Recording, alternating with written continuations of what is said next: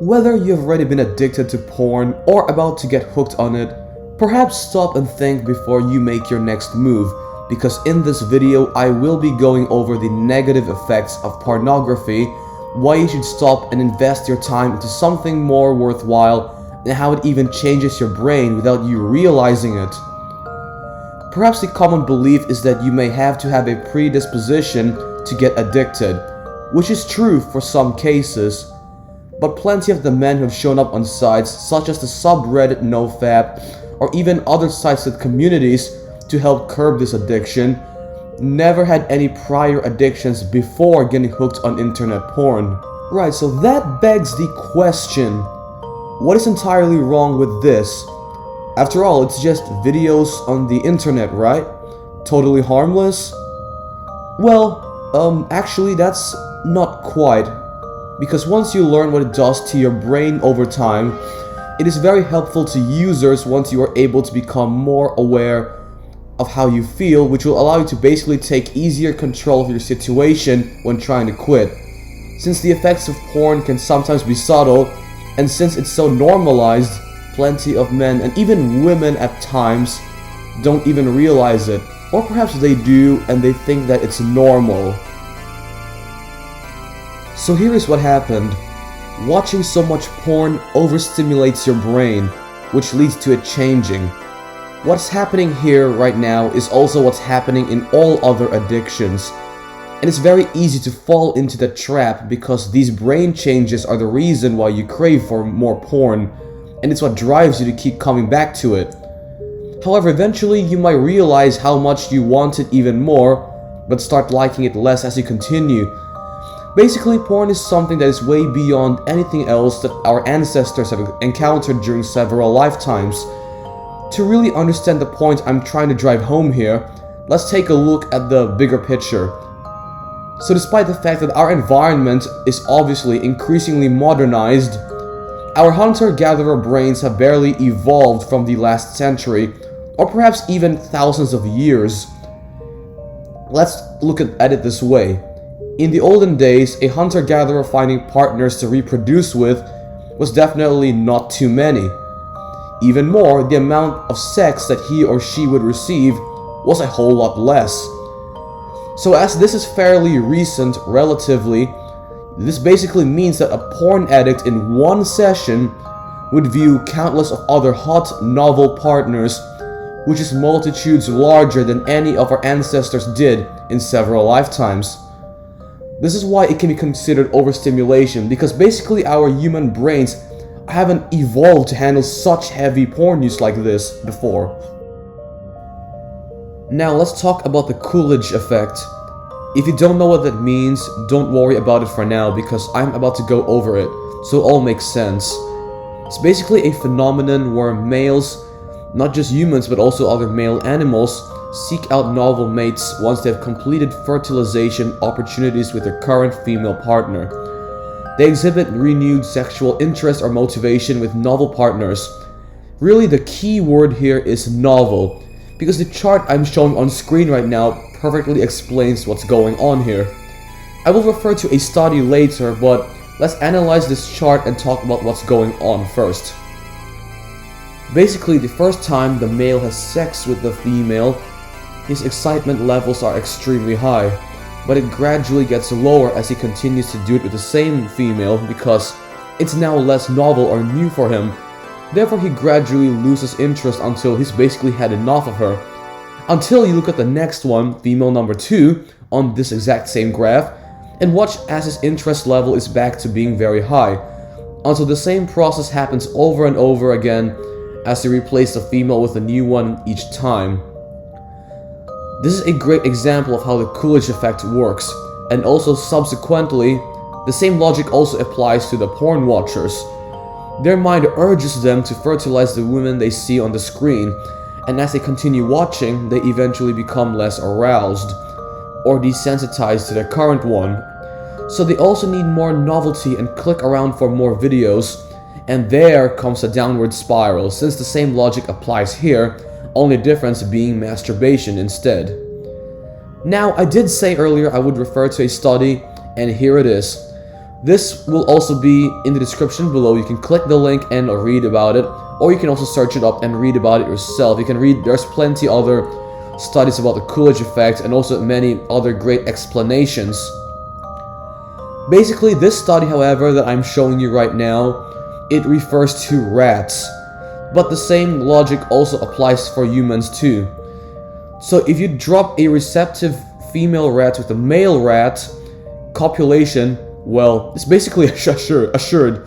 Like, you will get that 100%. Now, if you refer back to the chart that we used, after a while of doing this, the male rat becomes tired and unmotivated to do anything more with that particular rat. He can't get excited anymore, but drop another female rat, a completely different one, but with that same male, and then eventually you will see renewed interest. However, the same thing will happen regardless. Guy gets tired of female rat number 2. You're starting to see some sort of pattern here, right?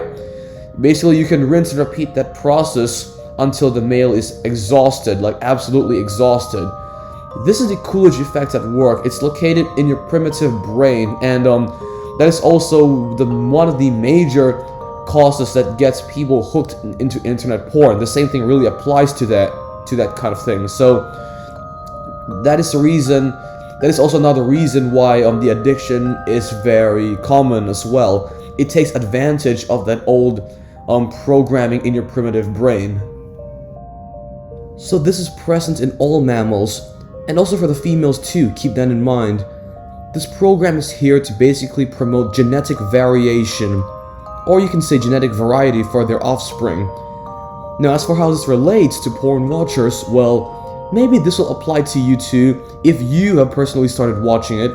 It's not a personal attack on you, but more like a question. Have you ever noticed how the first video you ever watched is no longer enough to keep you interested, unlike the first time that you saw it? And that is exactly it. Your brain has become desensitized to it, and you need something more new, something more novel. Your brain has basically changed, and you are now seeking out more intense or hardcore types of videos because the first one is no longer enough, unlike the first time you saw it. That is basically what happened. Basically the Coolidge effect is at work in your brain here. You want another female to look at, and your brain is urging you to get more of that kind of thing. Aside from the basics of how the addiction starts, let's move on now to the negative consequences in real life from watching porn. It's great to know how the addiction is formed and what goes on, but we also want to emphasize about the actual social consequences of viewing pornography that is also equally as important. We'll get back into the scientific parts later, but let's go ahead and talk about how this affects your personal relationships, or how you act, think, or even look while in public. Some of these include, but are not limited to, the destruction of some relationships, unrealistic expectations about real-life sex and partners, due to the brain being heavily conditioned from all those years of watching porn. And this is unfortunately very common, and even worse because this is so easily accessible due to the internet. The average age of exposure, well, according to some studies, some say it's 11 or 13 or even as young as 9 years old. Either way, whichever one is more accurate, that's still very young. That's the bottom line here. Like, imagine that. So bringing up my other point earlier in the video, where you may think that porn is simply harmless and that it doesn't influence the way you act, decide, or think, because you might be thinking, it's just a video, right? It doesn't really matter because you're not really carrying it out in real life. But I suggest to think again, because you may not be necessarily lying, but you may not even realize it until you try to quit watching. In fact, I want to go ahead and show you on screen right now. There are plenty of interesting posts on the NoFap subreddit, which will also be linked in the description below. This place is basically a specific area of Reddit where former porn addicts congregate online to share their personal experiences with it, how it's affected their lives, and some of these hit more than others. Some of them had more miserable lives than others. because this addiction kind of like, there's a spectrum of how much it affected one person compared to another person.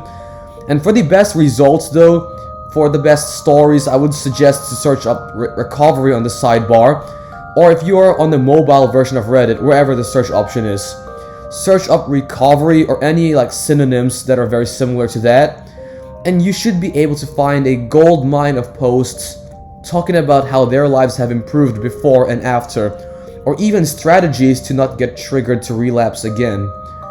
Another very interesting point that is usually swept under the rug, some of these users also talk about, by the way, is the growing inability to become intimately connected with another person, and there is a correlation to increased infidelity and divorce as well. To talk more about the men's issues, some even suffer from a term called PIED, or what is known as porn-induced erectile dysfunction, and it is actually more common than you think.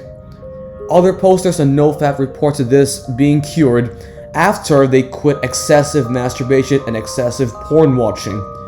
This can happen for even relatively young males, which is why it is very important to not fall into the downward spiral, because it will definitely affect your sex life like in real life, you know? Another area to read the negative effects of porn is yet another interesting subreddit called Female Dating Strategy.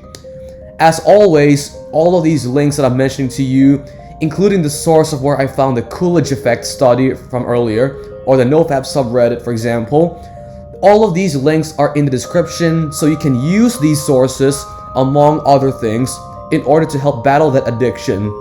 If you're falling down the rabbit hole, for example, or if you're already at that point, perhaps. Let's go ahead and read an example of an FDS post. This is all true.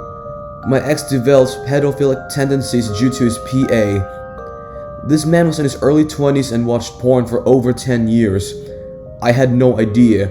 You have to be a fool to think that this isn't going to change your brain. When we broke up, he told me the weirdest things.